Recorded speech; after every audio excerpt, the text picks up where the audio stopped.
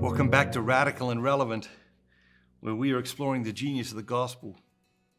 Today's gospel is from John chapter 6, verses 1 through 15. It's one of these experiences where Jesus feeds thousands of people. So as we go into this, maybe to be mindful of how do you need God to feed you today? And then let's be looking for that word, that phrase, that idea to anchor your day in the gospel. After this, Jesus went to the other side of the Sea of Galilee, which is the Sea of Tiberias, and a multitude followed him because they saw the signs which he did on those who were diseased. Jesus went up into the hills, and there he sat down with his disciples. Now the Passover, the feast of the Jews, was at hand. Lifting up his eyes, and seeing that a multitude was coming to him, Jesus said to Philip, "How are we to buy bread so that these people may eat?" This he said to test him, for he himself knew what he would do. Philip answered him, 200 denarii would not buy enough bread for each of them to get a little.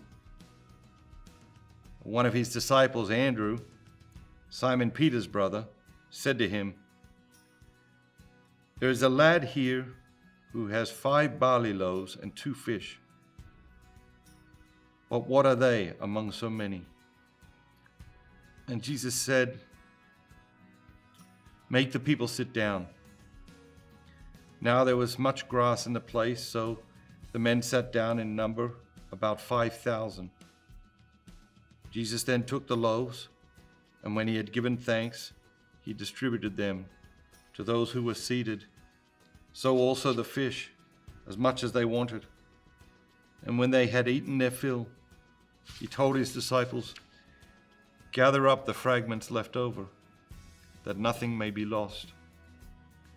So they gathered them up, 12 baskets of fragments from the 5 barley loaves left by those who had eaten.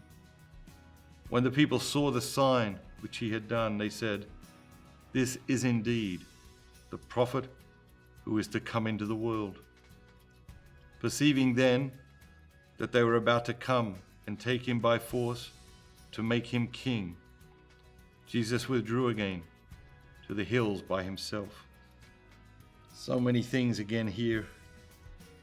First question that comes to my mind is, what do you need God to multiply in your life? What is it in your life that you think you have too little of, or not enough of, that you need God to multiply in your life? And have you brought the little to him and asked him to multiply it? The other thing that jumps out here at me today is, they see the greatness of God, they see the greatness of Jesus, they want to make him a king, and Jesus immediately is like, "Come on guys, we've got to get out of here." We see this at several points throughout the gospel.